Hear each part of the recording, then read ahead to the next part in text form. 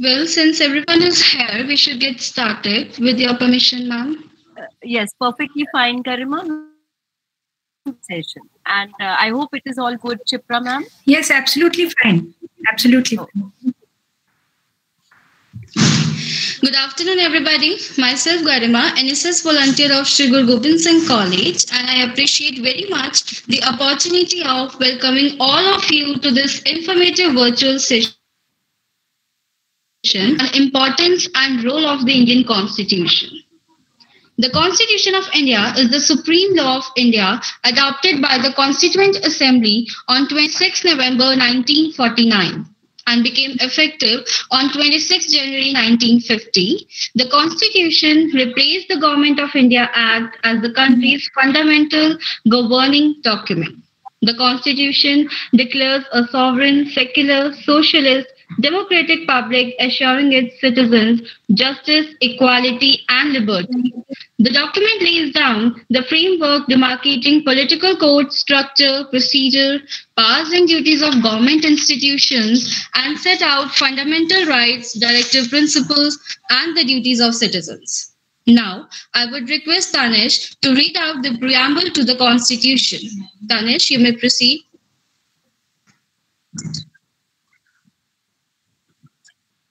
Good morning, everyone.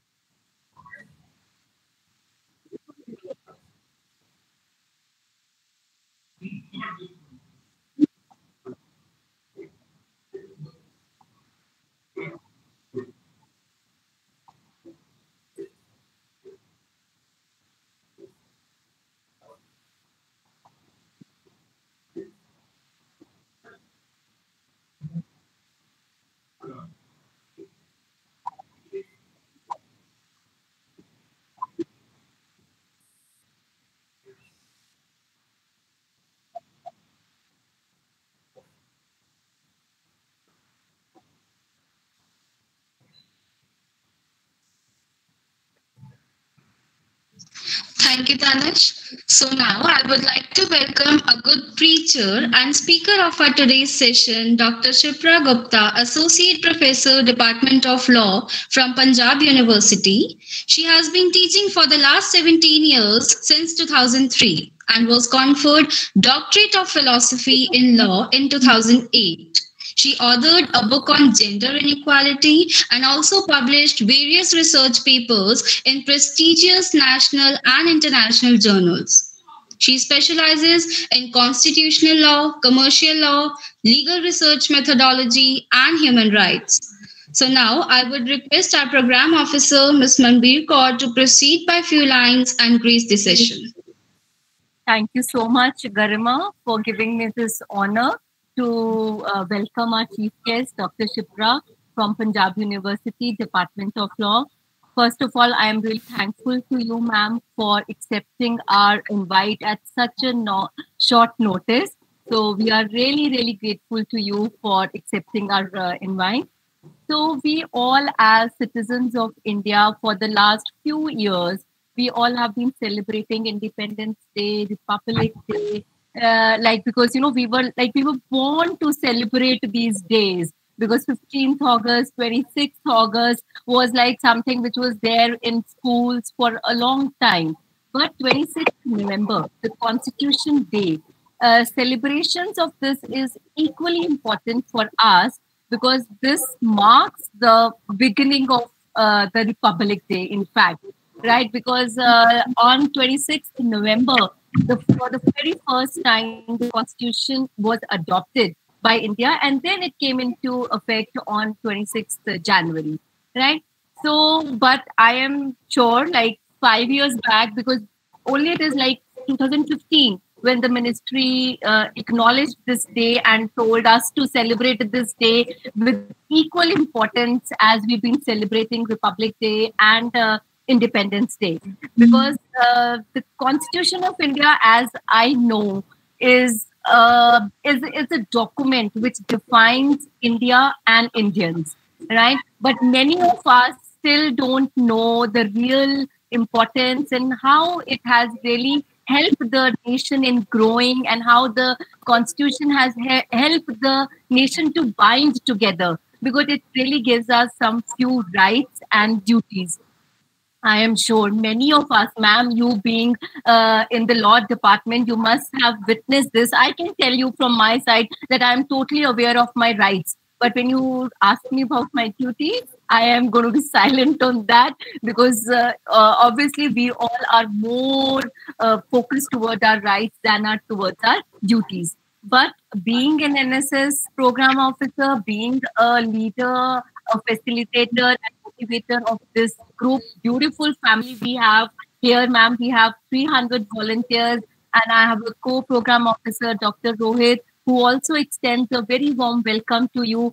So today we took this endeavor to focus more on our duties as a citizen of India than just to look on our rights, which we all know more about it, right? So thank you so much, Shipra ma'am, for gracing the occasion. And now I would request you to connect to my family, to my NSS volunteer, and my dear students of Shri Guru Gobind Singh College, and enlighten them on the role and importance of Constitution Day. Thank you so much, ma'am. Thank you so much, Ms. Manbir. And as I got to know that the head of this NSS family, it is her birthday today. So I take this opportunity to wish you a very, very happy birthday, since you share your birthday with the Constitution Day. So I'm not ever going to forget your birthday now. Yeah, thank you so much, ma'am. Thank you for the wishes. It's a pleasure to receive wishes from you, ma'am. Thank you. So first of all, I would genuinely thank the organizers, including Ms. Manbir Dhaliwal, Dr. Rohit Sharma, as I know they are NSS program officers, and all the students who are here, for whom this, like I can see, it is basically the NSS volunteers who must be, participating in this function today. Though this function, this event for the celebration of the Constitution Day is not meant only for the NSS volunteers or something like that. So it casts duty upon each one of us, each one of the citizens of India, to know and understand the Constitution and the spirit of the Constitution. As we know that today we have gathered to celebrate the Constitution Day or Samvidhan Divas with a view to promote constitutional values among us and to discuss the importance and the role of the Constitution of India. This is what is the theme of today's event. So it was for the first time, as Ms. Manbir has also shared, that in 2015 that Constitution Day was celebrated, and it was to mark the day as a tribute to Dr. Babasaheb Bhimrao Ambedkar, who played a very major role, important role in the framing of the Indian Constitution, since he was the chairman of the drafting committee. So first of all, I would like to say that we as a nation, we ought to take pride in the fact that we have the largest written constitution in the world. And it is a great thing, according to me, because our constitution is very comprehensive, it is exhaustive, it is ever evolving, ever growing, it is dynamic, and it is futuristic, being relevant to the changing times, and based on which our democracy has not only survived, but has also grown and flourished successfully for, over 7 decades. And that duration of 70 years is not, a small duration. So it is ever evolving and adapts itself to the changing times to address the changing needs and requirements of a developing nation. The role our Constitution has played has been very significant in shaping the destiny of our nation, bringing us where we are today, establishing us as a successful democracy, and making a mark in the world of our own. Certain facts that everybody should know, and everybody knows probably, like Ms. Manbir has also told about this, and Garima has also referred to it, that when it was adopted, when it came into force. But there are certain things which we should really know and appreciate, that the Constituent Assembly took more than almost 3 years to painstakingly accomplish the task of drafting the Indian Constitution. And more so, the original manuscript of the Constitution of India was handwritten by master of calligraphic art, Shri Prem Bihari Raizada. And he took over 6 months to complete the handwritten manuscript of the Constitution of India. So we can see that how much endeavor has been put into writing this marvelous piece of law, or this document in itself. Now, what we know about Constitution is that Constitution, it is the supreme law. This is how we understand that it is the supreme law. And no law that violates the constitutional provisions would survive. Our Constitution is not rigid, but it is very flexible. And in what sense do we say that it is flexible? In the sense that it adapts to the social and economic changes as per the needs of the society, right? So this flexibility has been possible in 2 ways. One, by the provision of amendment, which is very much provided in the Constitution itself. That gives it flexibility, enabling it to respond to the changed circumstances and developments, be it social changes or political changes or the economic developments or the changes taking place in the country. And secondly, due to the progressive judicial interpretation of the provisions of law. Now, why we are referring to judiciary? Because judiciary, as one of the important organs of the parliamentary form of government that we have, has played a very constructive role in upholding the constitutional values and the true spirit and essence of the Constitution. Now, in real sense, it is the protector of the constitutional values. Many laws failing to pass the test of constitutionality have been struck down by the judiciary. Until date, the Constitution has been amended for more than 100 times. Right to education was made a fundamental right. Everybody must be knowing. Fundamental duties were added to the Constitution, which were not originally part of the Indian Constitution. There were some more amendments whereby secular and socialist, these words were added to the preamble. And the most recent that everybody must be knowing about striking down of Article 370 of the Constitution of India and the implications it has today. To name a few amendments that have played a major role in, leading us in bringing us where we are today. So it is a great opportunity today to convey our gratitude to the makers of a Constitution who have given us a system to bring about the revolutionary changes that too peacefully by way of constitutional amendments.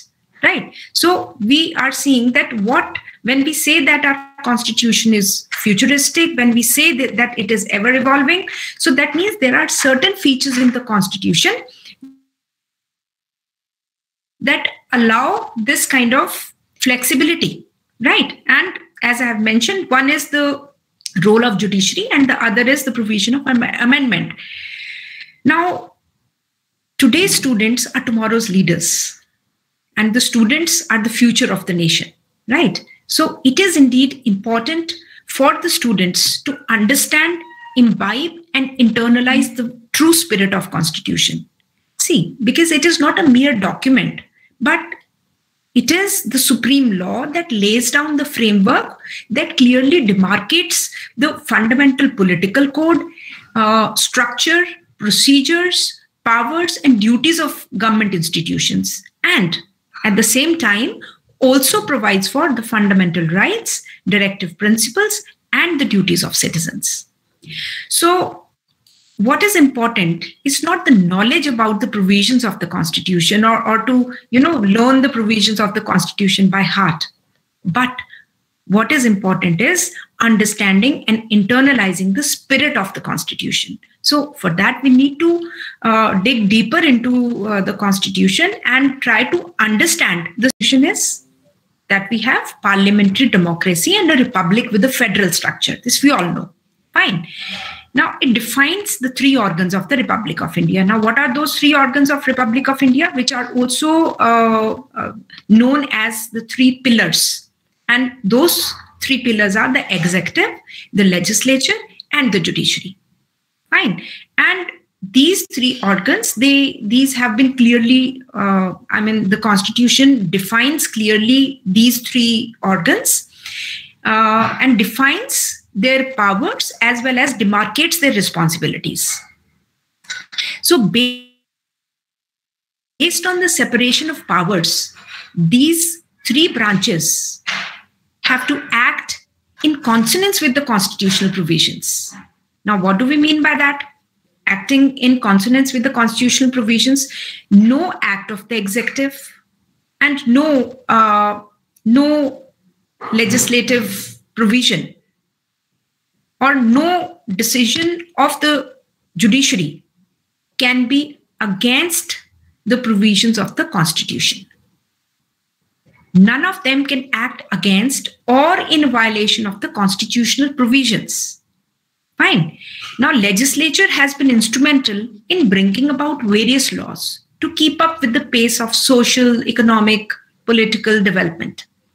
It is important to remember that any law to survive must be constitutional, that it should not be violative of any constitutional provision. Otherwise, it will not survive to the test of constitutionality. Now, judiciary plays a very significant role in upholding the constitutional values and spirit of the Constitution.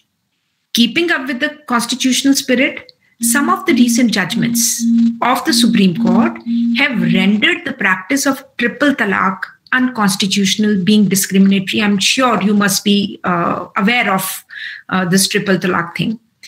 The Supreme Court has also addressed discrimination based on sex to be unconstitutional on various occasions.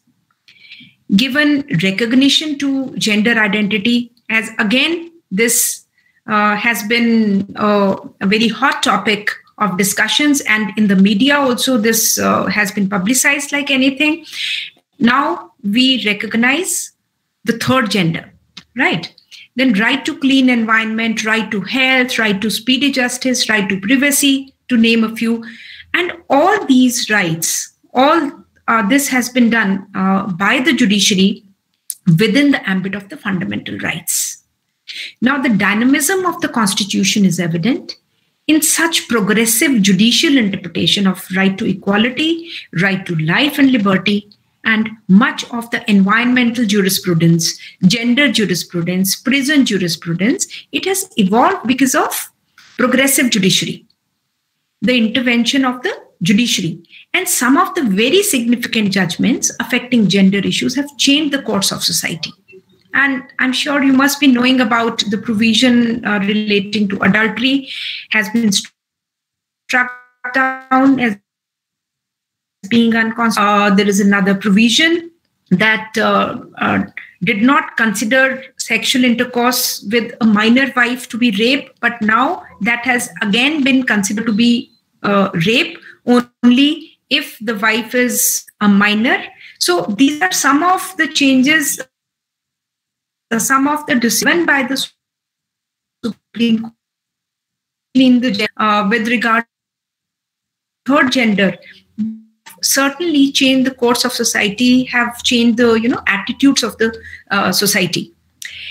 Now, if we now come to the preamble, because here it is the preamble wherein the spirit of the Constitution actually lies, and which is reflected in other parts of the Constitution as well. But to start with the preamble, which is regarded as the key to the Constitution, and it is the preface which highlights the entire Constitution, and it embodies the fundamental values, philosophy, and ethos on which our Constitution is based and it is built up. the foundation of the Constitution and the structure of the political system to protect and promote the constitutional values which are embodied in the preamble itself. It starts with the words, "We the people of India." And it also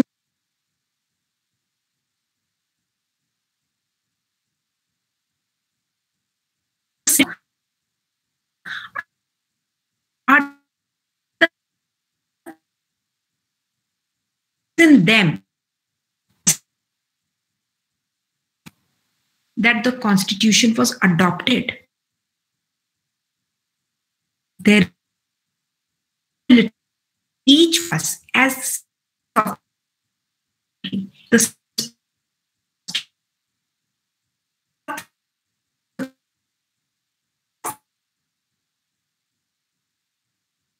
the fraternity been adopted by preamble and are reflected of fundamental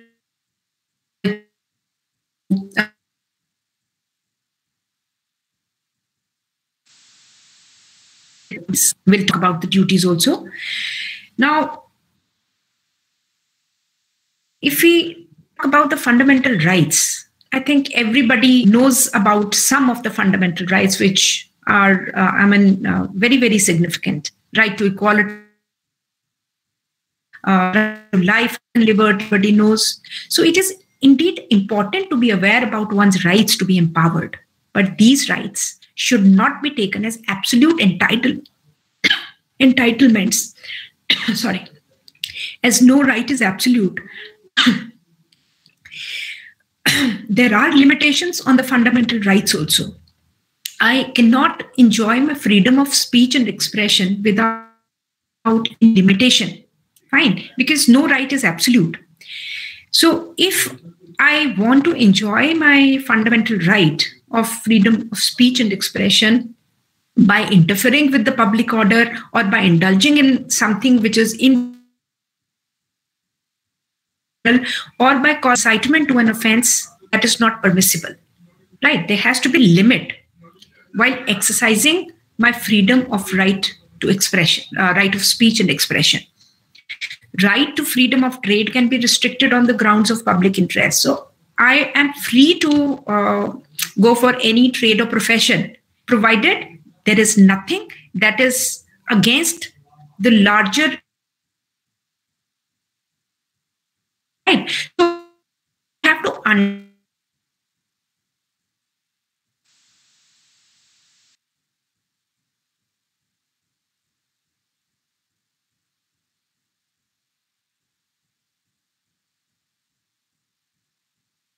I have a right that to anybody else have a right of right of the other person by violating. So it was about this generally trade. Let's say what we understand about right to equality. That right to equality and what we understand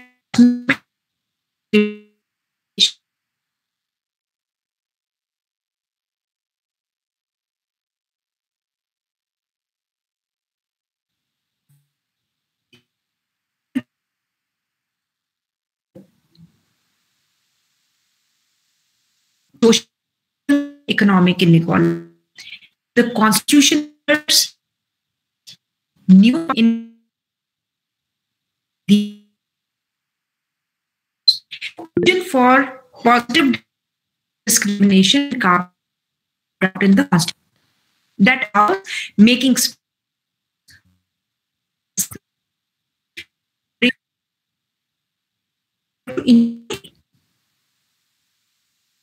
election of women, children, vulnerable members, or provide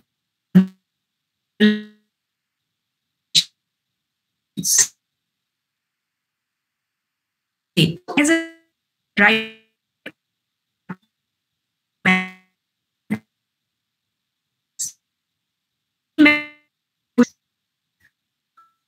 for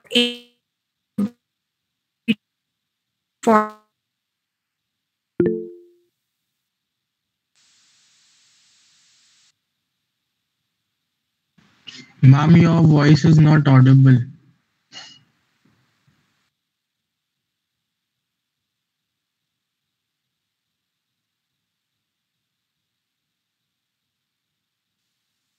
Excuse me, Shipra ma'am. Sorry for interrupting, but I think there is some network issue at your end because your voice is not audible now.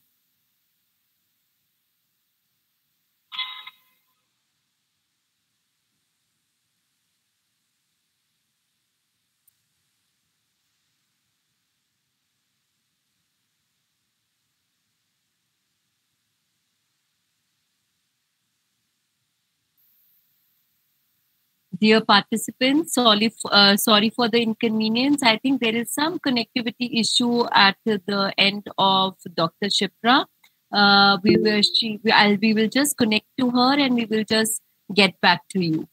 Right? We understand that there is some technical hitch here. So kindly be patient. We will just get back to you.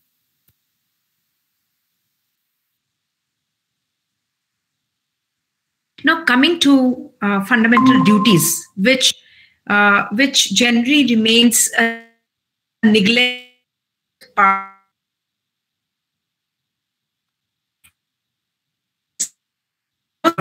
Now, these prescribe the fundamental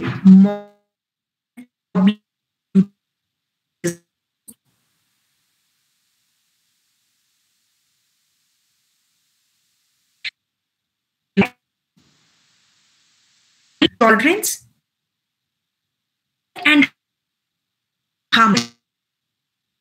Why do we the duties? Not the rights and the rights. So here, why do we need to have the duties that any right without a duty?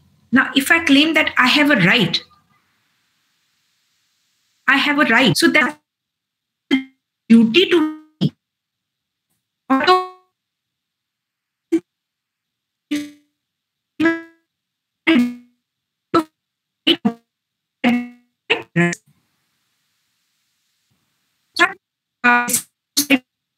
Same coin. So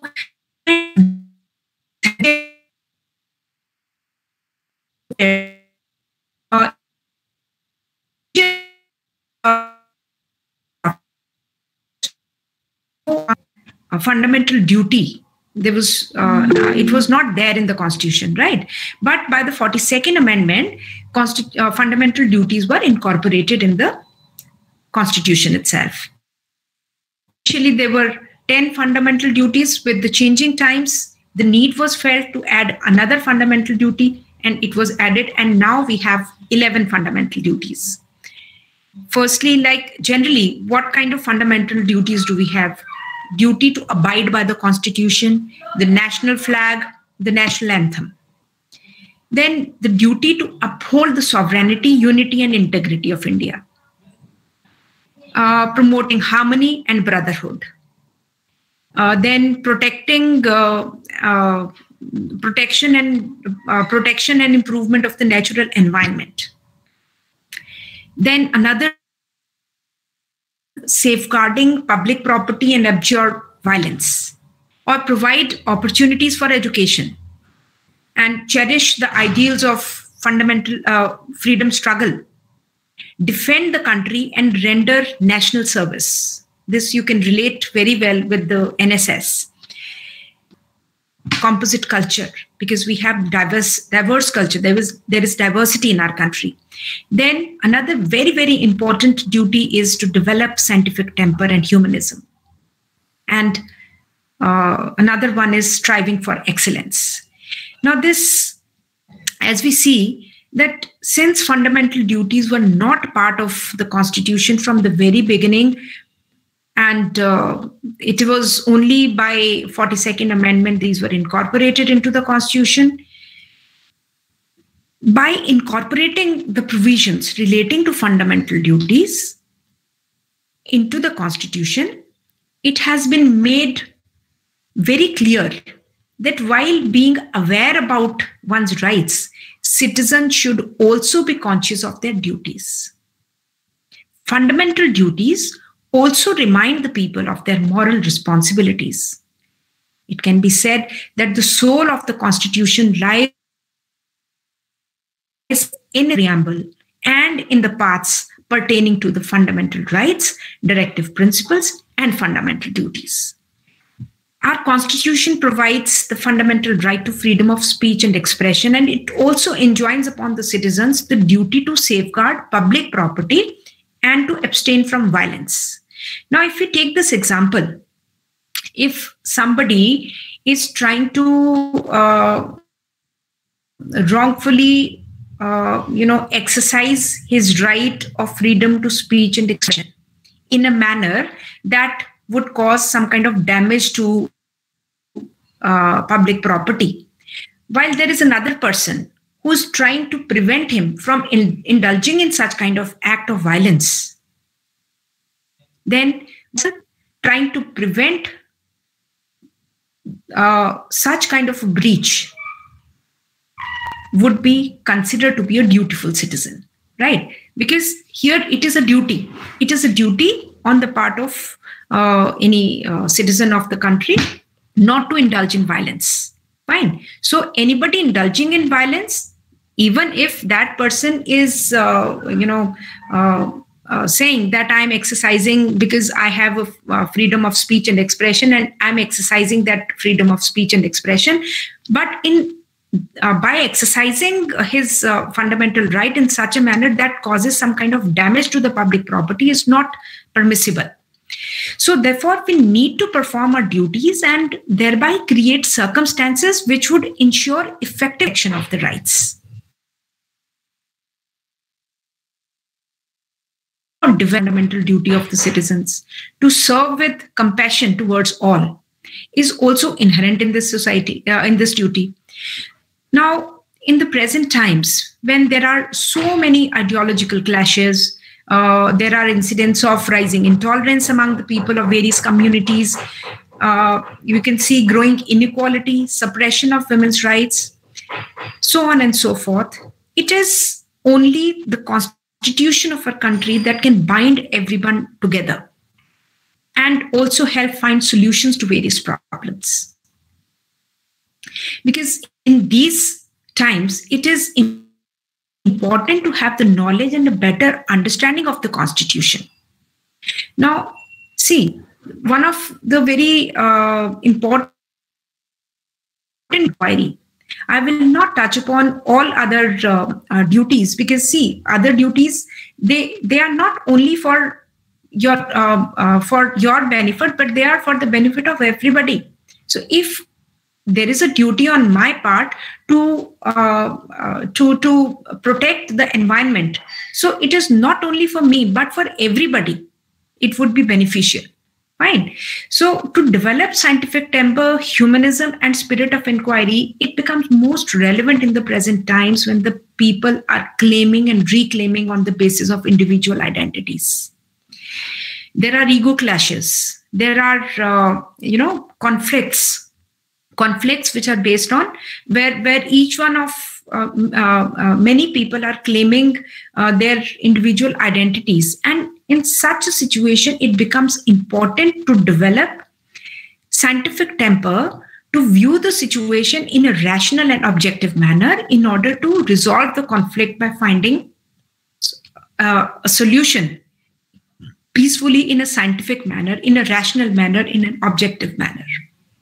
Right. So the spirit here, which is inherent in this duty, is to maintain, to develop a scientific temper. And developing, you have to understand the spirit of this duty. That when you deal with a conflicting situation in a rational manner and in an objective manner, not bringing in your subjectivity, then it will be easier to find a solution to a conflict and resolve the conflict in an amicable manner. Now,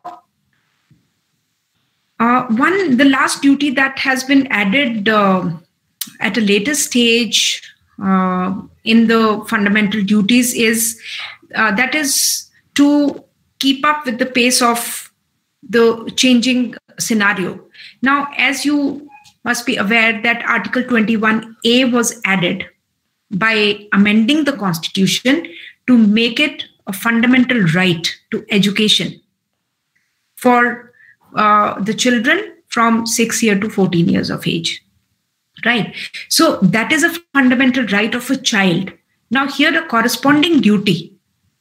In order to make such kind of fundamental right for a child to be a reality, the fundamental duty is that makes it obligatory on the parent or the guardian to provide opportunity for education to his child. So it is a fundamental duty for his ward between the age of 6 and 14 years. Right. Now coming to the directive principles very quickly. These are the directives which are given to the states for discharging certain obligations to provide good governance and ensure the public welfare. Basically to give opportunities and facilities to children to develop in a healthy manner and to protect the environment, improve the environment and safeguard the forest life, forest and the wildlife, ensure the operation of the legal system that promotes justice, and also to make a provision for the free legal aid that we do have, then secure the participation of workers in the management of the industries. So as to provide them, a safe and secure environment for work. So the Constitution empowers the citizen, but the citizen too empowers the Constitution by following it, by adhering to it, by protecting it, by preserving to make it more meaningful with words and one's acts. As it has been said somewhere that Constitution is nobody's preserve and it is everybody's preserve. So everything depends upon the responsibility that one takes for following what is provided in the Constitution, for adhering to or by internalizing the constitutional spirit and to reflect it meaningfully in one's words and deeds and acts. Now, irrespective of the fact whether you are a law student or not, you must know about your rights, and knowledge makes you empowered. And it is only the empowered who can empower others with their knowledge. But equally important is to know your duties as well. That would make you a responsible citizen. All those students who are associated with NSS, it is something that they are serving the nation in a way. And they are discharging one of the important duties as well. They are discharging one of the duties as well, as there is one of the duties to serve the nation. And the NSS volunteer has to go to the field and interact with the people who, and in case the NSS volunteer really wants to make difference by one's contribution, then obviously that NSS volunteer has to be empowered himself. And from where do you get that empowerment? It comes from knowledge. Fine. So firstly, you should be aware of the rights, because knowing of your rights is very important. Along with that, you have to consider your duties also. As the motto of NSS, not me, but you. This in itself embodies the spirit of Constitution and encourages inclusivity, very much in tandem with the spirit of the Constitution. So if I think about you first, that requires me to perform my duty, right? If I'm thinking of your right, protecting your right, that means that will make me perform my duty. So to defend the country and render national service, it is a very important fundamental duty. So if you join NSS with this attitude, you're surely going to make difference in this world. And there is a huge responsibility on each one of us to make the best of this marvelous constitution that has been presented to us by the makers of the founders of this constitution. I would like to end with Mahatma Gandhi's words that he spoke on rights and duties of people. I quote, "The true source of rights is duty. The true source of rights is duty. If we all discharge our duties, rights will not be far. If leaving duties unperformed, we run after rights, they escape us like a will-o'-the-wisp." So here I finish with my presentation. Thank you all, and God bless you all the NSS volunteers and all other students who have joined this session. Thank you so much.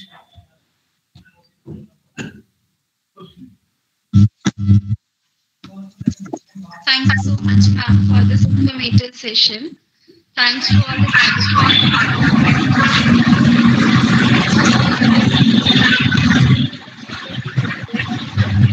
share the link in the chat box. And I would request Manveer ma'am to take over this session. Thank you so much, Garima, and thank you so much, Shipra ma'am. It was a wonderful session, and in very simple words, you have really given a real picture and right knowledge to my students that what actually Constitution is and why do we really need to know about it. And very beautifully, very clear, you have connected us, our role as NSS volunteers, as an NSS program officer, that how this document is going to be equally important for us. And I really appreciate your effort in bringing our concern on the fact that obviously we can only help others if we can help ourselves first. We have never seen anybody giving charity when he doesn't have anything himself, right? So NSS volunteers, right? So we are very, very careful about our rights, but we need to be equally careful about our duties. And when we have to perform our duty, we need to be empowered. We need to have education. We need to have knowledge so that we can go in the society and we can help each and everyone. So thank you so much, Shipra ma'am. Now, Garima, you can take over.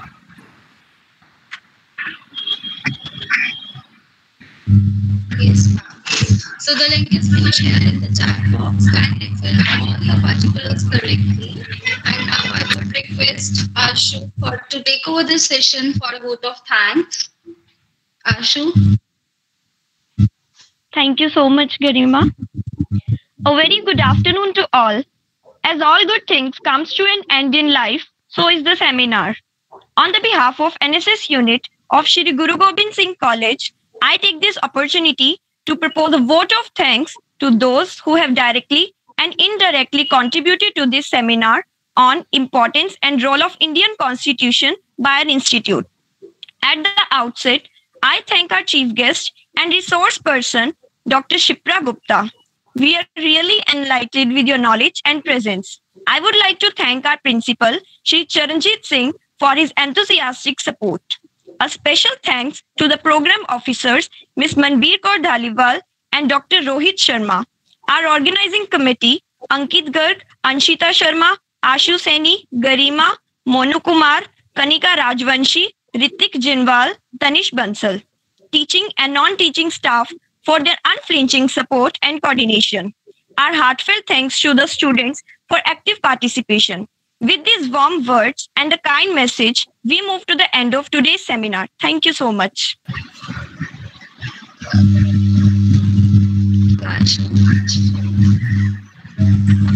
Now, so before,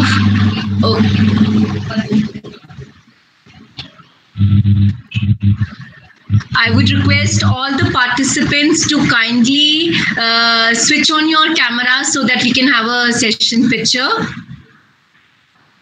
All the participants are requested to switch on their cameras so that we can have a session picture and it can give us a real good feeling that yes, we see you all.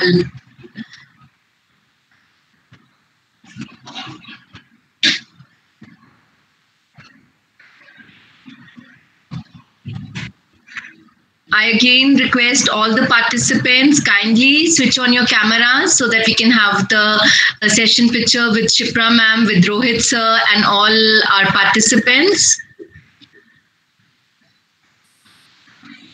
Ritik, kindly let us know when it is done.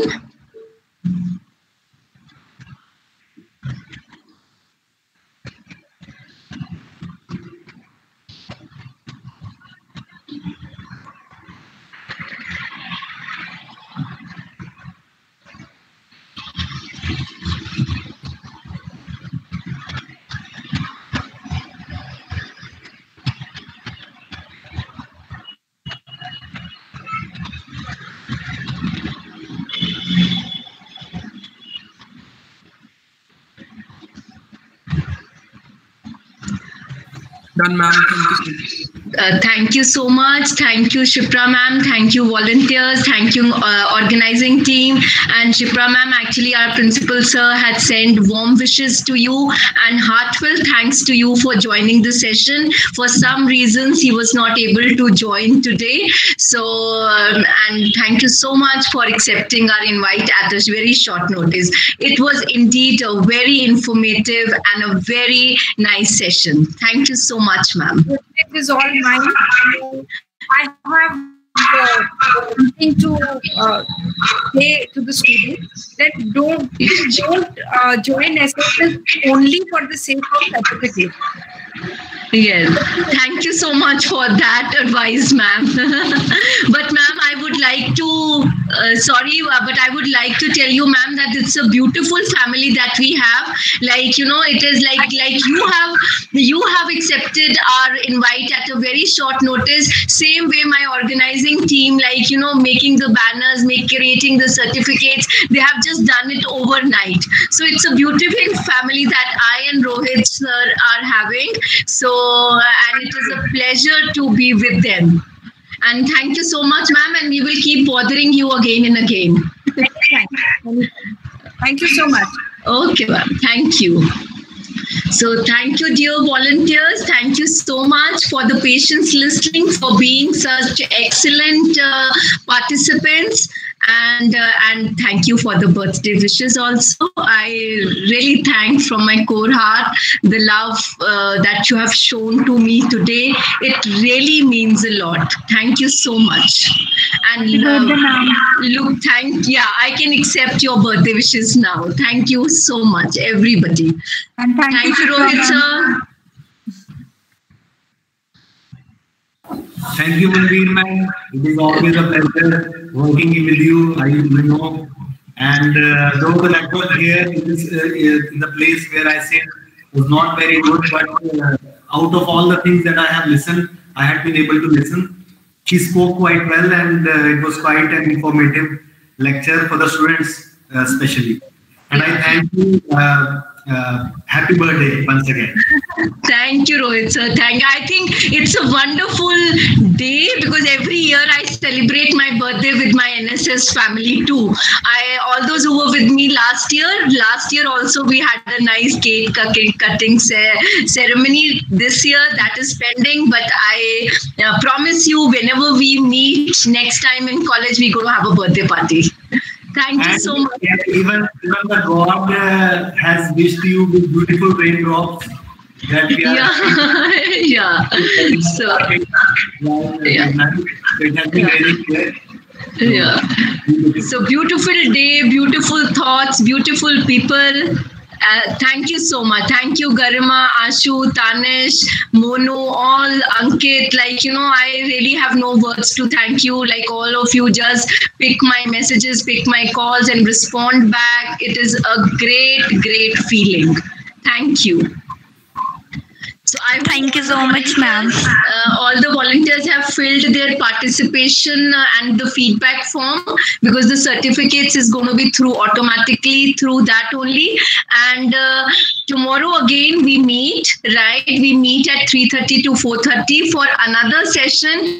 Totally different concept, but I am sure everybody will enjoy that because this is something which we have never talked about, right? So it is going to be a real orientation session for the NSS volunteer, that how we can do much more than what we are already doing. So see you all tomorrow as well. Thank you so much. Have a nice day. Enjoy.